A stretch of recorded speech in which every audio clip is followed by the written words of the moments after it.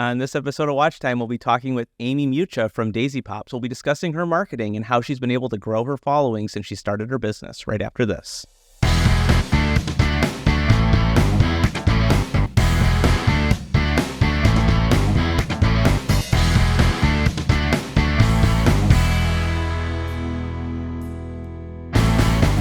Welcome back to Watch Time, everybody. So we're here today with Amy Mucha. Hello.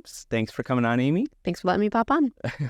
Outstanding. Can you tell us a little bit about yourself and your business for people who may not be familiar with Daisy Pops or who you are and what you're doing in the Cleveland and Akron area?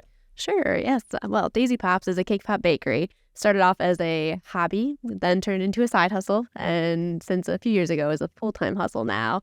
It is named after my daughter, Daisy. She's two older brothers, Peter and Charlie, but they got skipped over in the naming of it. But I was teaching high school math, and cake pops were a way to bribe my students and or my children. And then I kept bringing them into my classroom. People started being interested in buying them. So then I made it an official business. And then COVID is really what made Daisy Pops pop off, I would say, and really forced my decision to retire from teaching and take on cake popping full time. That's awesome. That's a great story. And actually, now that you say, I didn't realize you were a math teacher. I knew you were a teacher. This now makes sense why Pi Day is such a big deal. Pi Day is a big deal in my life, yes. My cousin, she's a high school math teacher, and it's like a holiday for her. Yes, yeah. When I was teaching, I really turned it into a holiday at our school. We had Pi Day shirts. There were 70, 80 pies coming through my classroom back in the day. It was a really good time. That's amazing. Well, glad that you started Daisy Pops because you are making delicious cake pops and very creative things. Sad, I'm sure that you're not educating as much in school anymore, but this is awesome what you've grown for your business so far. Yeah, it's been nice too to see the teacher skills that are very, very helpful in business owning as well. And I still feel like I get my fill of educating people, whether it's through cake pop workshops and classes or just educating our customers or educating my coworkers. So I still get that fill of education, which is nice. Yeah, no, definitely. I think you get into it's nice because you get to interact with so many more people at this point too. Well, I guess let's talk about marketing because I feel like that's the topic I really want to cover on this. And what's kind of cool about this is if we can talk about any analytics, that's awesome. If not, that's fine too. But I know numbers, so we could discuss numbers. So let's talk about what you've been doing. So I've looked at your social media and looked at your Instagram specifically is doing really well. You just hit 25,000 followers. Yes, we did. Congratulations. And I know you're growing your Facebook rapidly, and I feel like you have a decent following on LinkedIn too, I've noticed. Yeah. So let's talk about kind of how you go about your marketing and how have you kind of reached this number of followers? Sure. It is kind of funny to me because people always say Amy, your marketing is so good. And truthfully, I feel like sometimes it's just faking it till you make it to get there. But there are some strategies that I think have worked well. And so on Instagram, that's probably the main one in my mind that is really helpful. I mean, it started off as me the day after we made Daisy Pops official. I went into my classroom, bribed all of my students, straight up bribed them to give us a follow. And then within a few days, we had, a few hundred followers. So I still use bribery, to be clear, to get people to follow us. But I feel like a lot of it is just putting yourself out there, both on social media and then in real life too. Because oftentimes, I'll meet somebody and then there's somebody else right there oh yeah, we know of Daisy Pops. And then that person's oh, maybe I should know about Daisy Pops too. So just kind of organically, actually in real life, growing it that way. And then they come into the pop culture on social media as well. So that's Instagram, Facebook as well. Same idea. And then LinkedIn is my new favorite, I feel adult, social media type of, place to post stuff. Because people often will say oh, yeah, we've been keeping up on LinkedIn. And I think a lot of it is because LinkedIn is usually a fairly boring place. But when you do cake pop things, people are oh, that's a little more fun than the usual, I was promoted, I got a new position, etc. So that's how we've been using our social media. No, that's outstanding. And one thing I did want to mention when just from following you, when you mentioned showing up and people feeling they kind of see what's going on, I think you do a great job at that. Whenever I'm watching your content, I feel the next time I see you, I already know everything that's been going on. So we can discuss things that I was oh, I saw you did this and you did that. So you do a great job at really posting those things. Well, thanks. Yeah, I mean, I just took a photo outside of Flex Media with cake pops in front, but that's something too that's so easy because you always have your phone on you, and then you just share that on social media. tag Flex Media shares about it, and then somebody else is like, oh, like those are fun cake pops, maybe I should follow them. Or if they don't follow us, it's still in their head, and what is it, like 7 impressions until somebody realizes you as a business. So that's 1 of 7 there, right there. Yeah, no, that's great. Like it's something that I feel like is very simple, that I think a lot of businesses, in my opinion, talking with business owners, they get overwhelmed because they think like we have to do all this social media stuff. And it is as simple, I do feel like, as like, you're out doing things, posting about those things that you're doing. Because it may not, I feel like to people that are doing it, they might be like, well, nobody cares that I'm at this place or I'm at this event or I'm doing this. But it's like to somebody else, they may be like, I didn't know that event existed. I didn't know that, these cake pops like were all these fun shapes. Like I need to go check this place out. Yes, very true. Yeah, so that's really great. I also feel like what I've noticed about you is like consistency. Like you are very consistent in your posting, very consistent. Has that paid off? Like, do you see that, like, maybe has there been a time where you haven't posted as much and seen less results, or? Yeah, consistency certainly does pay off. And I will always say I've always been a consistent person. Maybe not the best at things in my field. Like I played softball, for instance, like all the way through college. And my coaches would always say, like, you're not, in a nice way, they're like, you're not like the most beastly of softball players, like 5'2", not like super large, not hitting home runs all the time, like, but you are consistent. So I feel like that has really translated well into social media. So I do try to post on Instagram, which then links to Facebook, once a day. Sometimes I skip. I do definitely notice a difference, like over Christmas break, for instance, especially after Christmas. I'm like, okay, like, hands off, like people are not buying cake pops right now. But I do notice then like numbers dip. It's never, like, oh my gosh, like Instagram is falling apart for us. But it is very true. And especially too, when I don't story, like we just had this conversation last week. You're like, oh, it seemed like you had a busy week because I didn't see the constant stories going. And I was like, that's such a good reminder that like people do notice that too. Yeah. And it was a busy week. It was a tough week for me. But yeah, just that consistency really does pay off. Yeah, no, that's great advice. And I feel like, I just think like you're proof of that, because I feel like a lot of people, it's easy to I guess too, it's like easy to like start and then like get discouraged and stop, but it's like you just keep showing up. Yeah, very true. And I remember too, like at the beginning, I feel like when you'd post on Instagram, you get like hundreds and hundreds of likes, and I would like judge when I'd see other people have like 20 some likes. We post these days and sometimes it is 20 likes. I'm like, it's okay. Like I really had to like switch my mindset to being like, it doesn't matter. That number does not matter. But I will always have people saying like, oh yeah, I saw that on social media. I was like, well, you didn't like it on social media, but like liking, commenting, sharing, those are all great things, but it is not actually the be all end all. Like just people seeing it as they, do their doom scrolling throughout, it still makes an impression. Yeah, that's interesting too. Cause like even for me, like there's stuff that I see on my news feed and there's stuff that I like, but then there's stuff that like it's weird. Like I do like it, but then I don't like it. Right. Like I like it and I just don't hit it, It's like, I think about that after the fact. And I'm like, well, that was really cool. I'm like, why? And then like I find myself going back and like, I need to like that. Right. Yeah. Because it's just I don't know the psychology behind that, but it is to your point. So people are seeing it even if they're not liking it. Right. Yeah. And that's I always love when I see those on social media. It's like free things, free ways you can support your friend's business, because like cake pops are a luxury item. So I don't expect, and I'm a frugal person and most of my friends are too. So I don't necessarily expect them to be, buying cake pops all the time.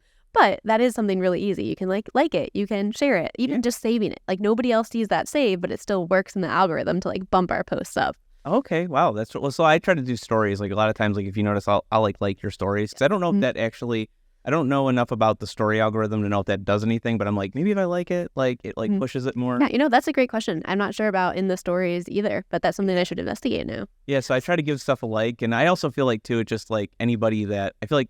When you like a story versus a post, like it's like a separate thing in the like actual notifications. Yes. So I also try to do that just because I feel like if all these people are liking the post, right, then if I'll notice that you like my story. Yeah. Very true though.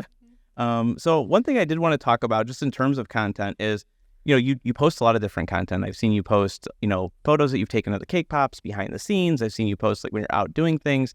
What types of content do you produce, but then also like create on the fly, and what have you seen in terms of like what's successful and what's not? Sure.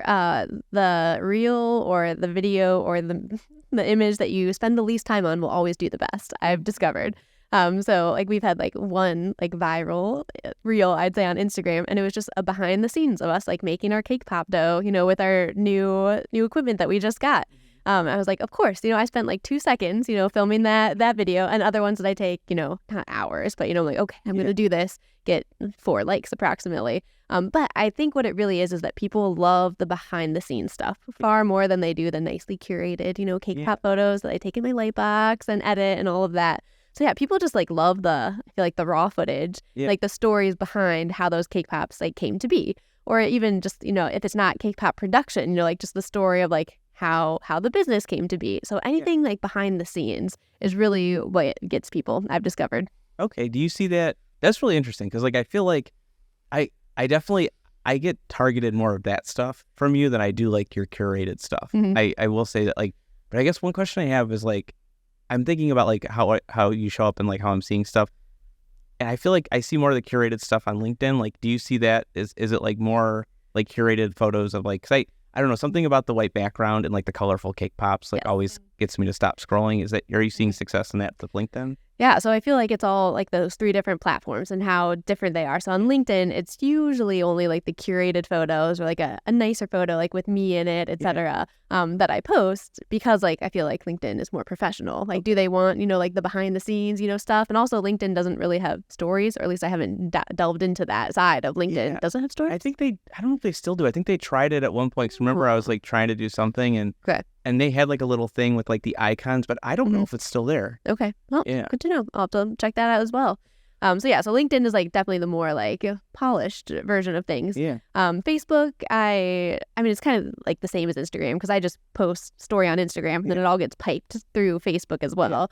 But yeah, Instagram, I feel like the stories is really where it's at, where you're sharing, where you're like telling those stories, where you can like say like funny things. Like for instance, my birthday was yesterday and my husband sent me, thank you. My husband sent me and my cake poppers a box of crumble cookies. Yeah. I do love crumble cookies. And on the little note he said, "Hey Amy, like hope you and the Pop Squad enjoy a real treat," And I was like, "Oh, Nate." But of course I story that, and that's the one that like gets the most like ha-has and likes and etc. I was like, wow, like Nate, your snarkiness really helped me out on social media. So it's funny things like that people really do enjoy.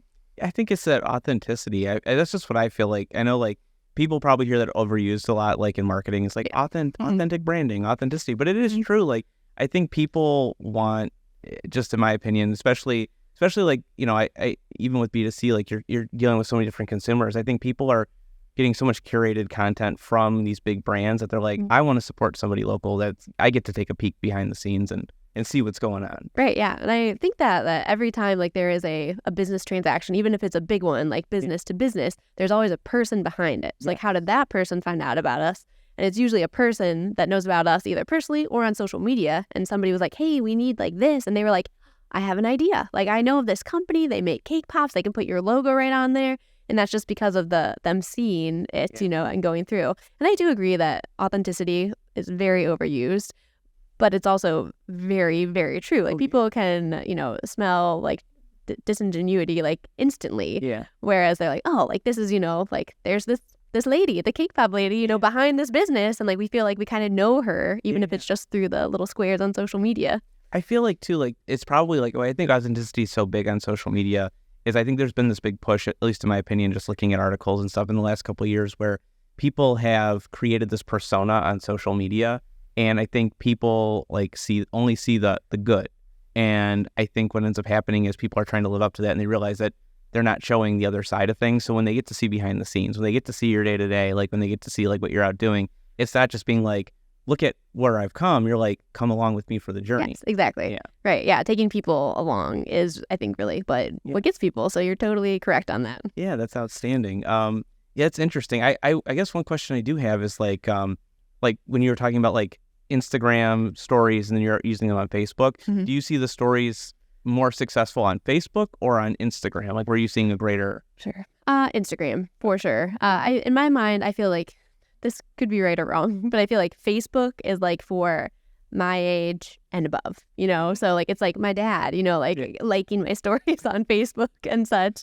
I will say, however, that having a parent, so my dad was a high school history teacher for like decades, was very well known in our community. And so sometimes if I like post news on Facebook, I'll call my dad and be like, Dad, can you share this on your Facebook? He's like, I don't know how to do that. So then I'll go over to his house. We live 2 doors down, and like share it, which is shameless self-promotion. But so many people, though, will come up to me and be like, you're Jack Fisher's daughter. I'm like, I am Jack Fisher's daughter. And it's just because of, him doing that, or me doing that for him. Yeah. But just like things like that. So Facebook, I feel, is like for, like I said, my age or older. Yeah. And then Instagram, like that's where a lot of my like former students are, So it's like the even current high schoolers, like college kids, like up through my age. And of course, that is not the rule. There are like tons of crossover there. But that's kind of what I think of.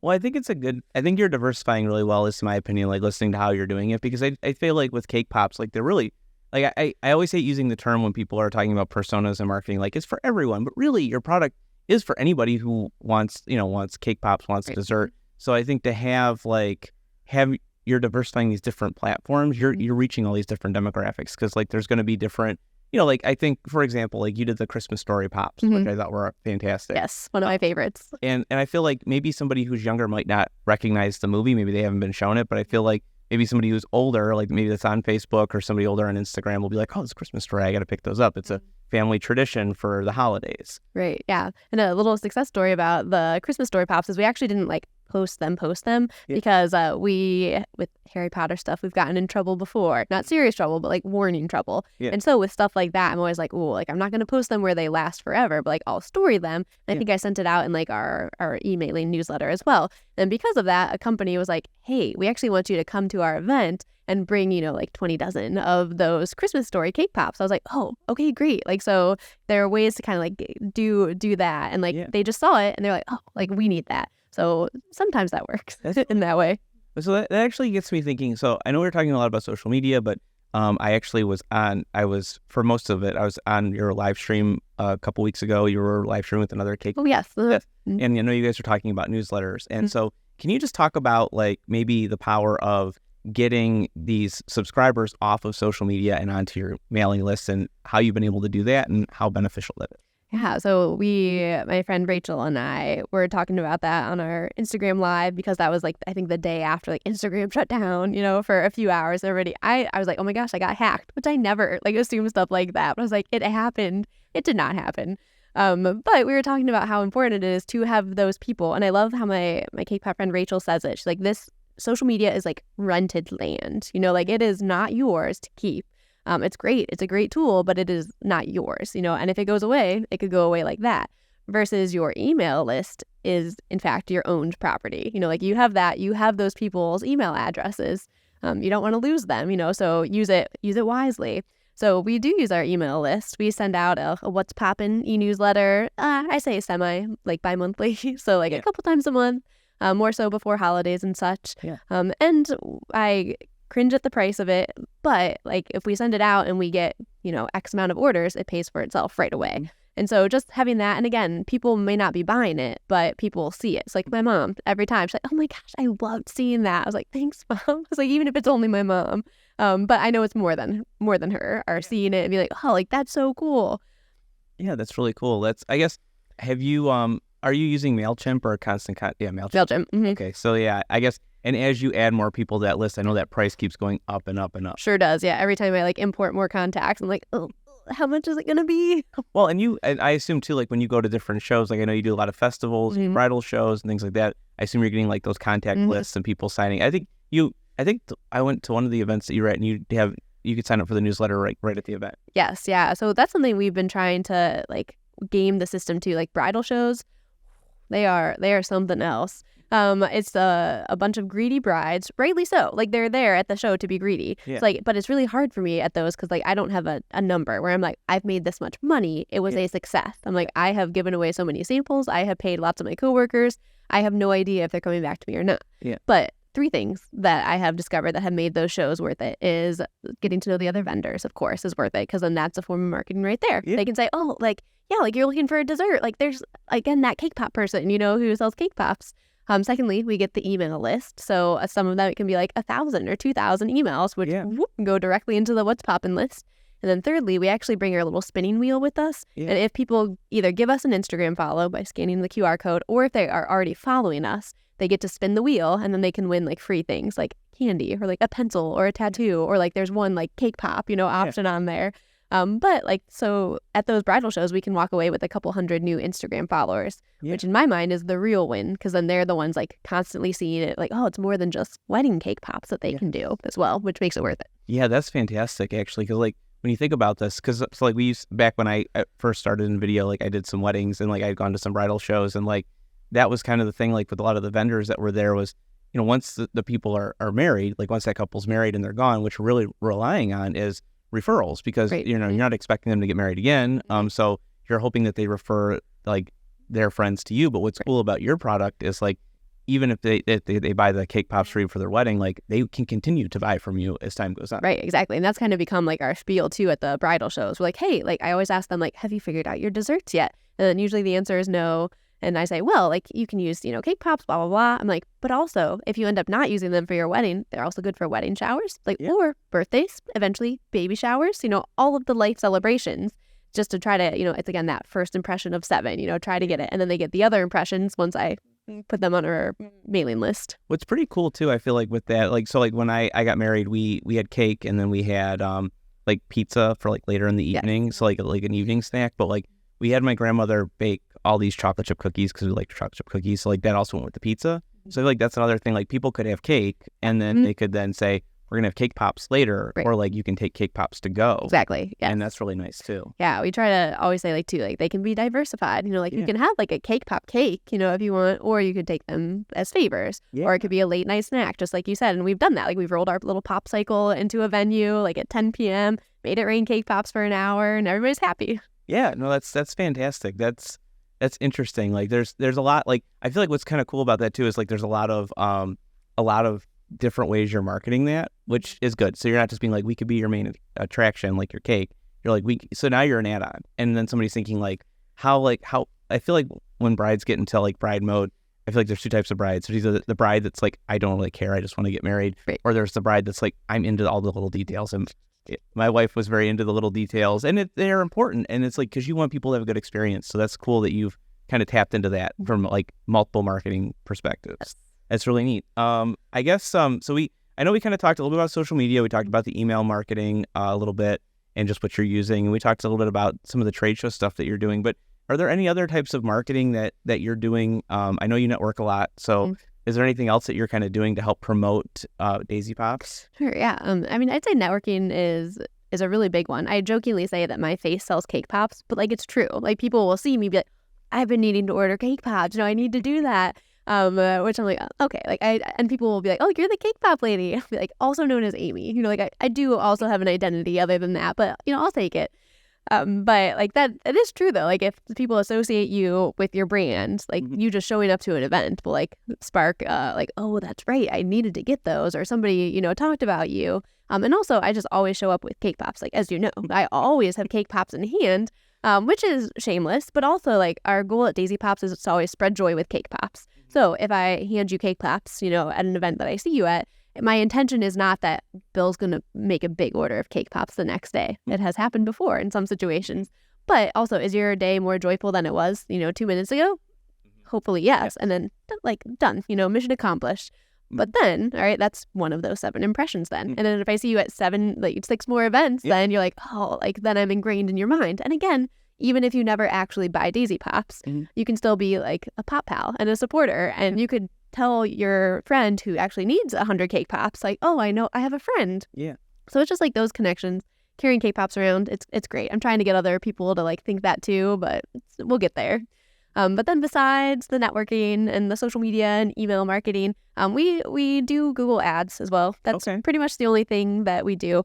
We did them for a bit, then stopped as we were opening up our pop shop. It was like money's tight, so we're going to cut down on that. And I did actually notice a difference. When you get a call from somebody on Google Ads, it'll be like, Google Ads customer. And so I know like, oh, like that person just straight up Googled. And oftentimes, too, when I'm emailing with a customer, I'll just ask, like, how did you find out about Daisy Pops? Yeah. And when they say, like, we Googled it, I'm like, oh, yes, like, it's working. Yeah, that's really cool. If you don't mind me asking, like, do you know what keywords you're, like, kind of trying to rank for with that? I just updated that. I think it was cake pops. I don't know if I did the generic desserts as well. I should know better. I'll have to go look this up for you and report back. Oh yeah, no worries. I was just curious because like I know like that's something that like I just met with somebody recently. They were talking about like pay-per-click and stuff like that. And that was something that they kind of brought up was like, you know, like ranking for the right keywords and then like I guess like national like Google coverage versus like local Google coverage. Are you guys trying to like kind of just be more local to people? For right now, just because of a budget, it was like local. We can ship nationally now. So like I've thought like like how far out do we start going? I was like, that's just one step at a time. You know, like let's like cover this area with K-pops and then move out from there. And truthfully, the reason that I got Google Ads was a few years ago. I think it was probably my husband. He was like searching like Cleveland cake pops, and one of my competitors popped up first. And I was like, no, like I will pay so that we are first ranked. You know, when people search cake pops. So I think most of the time we are now. But yeah, no, it's a great way to look at it. And I feel like what's kind of cool is like that you're doing, since you're doing that now locally. Like if you do end up doing stuff nationally, like one thing that might be kind of neat, like if you go to like different trade shows, is I have no experience with this and we haven't really done it, but they're like geo-netting where like you can like or whatever, like you could build that perimeter around like the convention center that you're going to be in. Yes. And that might be kind of cool, especially like if you're selling pops at the show. Right. That's a great idea. We're actually doing our first trade show for I own 2 businesses now. We have another business where we actually make we 3D print tools for other cake poppers, and we're doing our first trade show end of April. And maybe I should do exactly what you just said. Good thinking. That's for that tip. Yeah, that's awesome. So what show are you going to be at? It's called SoFlo. It's a cake and candy expo. Nice. So it's the biggest of the shows. And like I said, I've never once done one of these things, so it's both terrifying and exhilarating.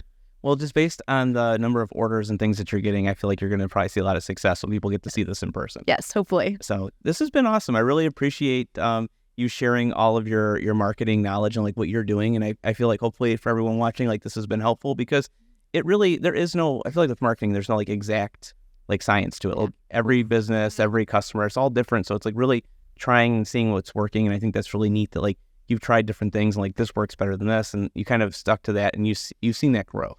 Mm-hmm. So for anybody that's watching, like if they want to learn more about you and your business, where can they go to do that? Yes. Well, on Instagram, it's at daisypops_cakepop. So pop on over, check us out over there.